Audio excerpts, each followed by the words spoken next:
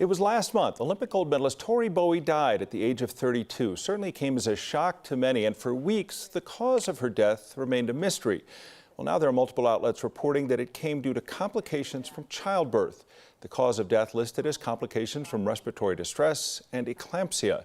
Let's talk about it with Dr. Payal Kohli. She joins us now. Obviously, it's a very sad story when you see someone so young dying in what we, I think, all too commonly refer to childbirth as a common thing, but she was home and she was alone and no one knew she had died. Yeah, you know, we take it for granted that it's a natural body process, but if you think about pregnancy, it is the first stress test a woman's body will ever go through. Your blood volume is increased, you're pumping, mom's heart is pumping to herself and to the baby, so you can get cardiac complications. You have all these hormones around which can make your blood thicker, more likely to clot. And in fact, what we're seeing in the United States is that maternal mortality is increasing despite it decreasing around the rest of the world, with the CDC telling us that 4 out of 5 maternal deaths are preventable. That's the number that really gets you. If you think of somebody like this in the best shape possible, what is eclampsia? What is it? What are the signs? What should we know? Yeah, and it actually has nothing to do with your sort of underlying health. Now, patients that are diabetic or high blood pressure may be slightly higher risk, but it's a rare complication of pregnancy. And there's a spectrum. So on this side is hypertension or high blood pressure, which is the earliest form of that spectrum. And then you have preeclampsia, which is where you start hurting your organs. So you're leaking protein in your urine, you're starting to have respiratory problems, you can have vision problems. There's signs that the high blood pressure is damaging those organs.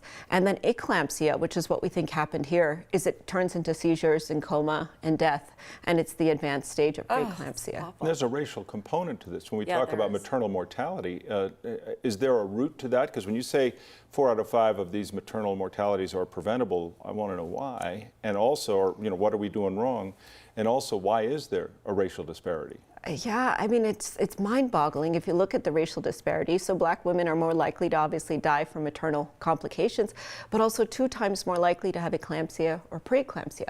And so researchers from Hopkins, actually a colleague of mine, looked into this. And what's really interesting is that if they're US-born black women, their rates of maternal death or preeclampsia are higher as compared to foreign-born black women.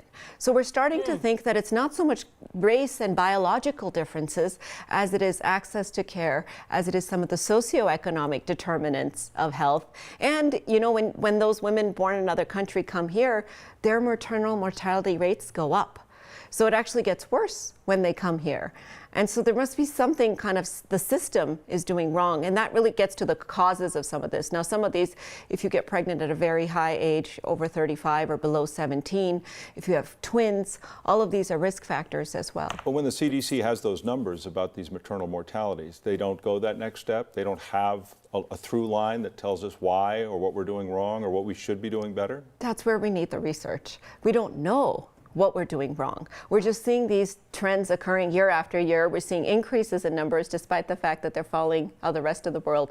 One of the biggest sort of gaps we have identified is education and access to care. So really empowering women to know what the signs are early, because preeclampsia is treatable before it gets to eclampsia. And recognizable? And recognizable, but with the right access to care. So women often cannot have symptoms, and it really does get picked up on those prenatal visits when their blood pressure is sky high, or when they dip their urine and they see that they're leaking protein. I guess it's more proof too that, you know, besides the access to care, that how important it is that you really find the best doctor for you, and you have a great communication, and you realize how important this time is. It really is important, and I think people take pregnancy so lightly. We have to realize, you know, advanced maternal age, those types of risk factors, carrying multiple babies. The IVF thing is becoming so trendy and popular, which is great because it helps families, you know, to develop, but we have to know that there are risks to it, because these are the things that set you up to have conditions like preeclampsia, where often the only way to save mom is to deliver the baby,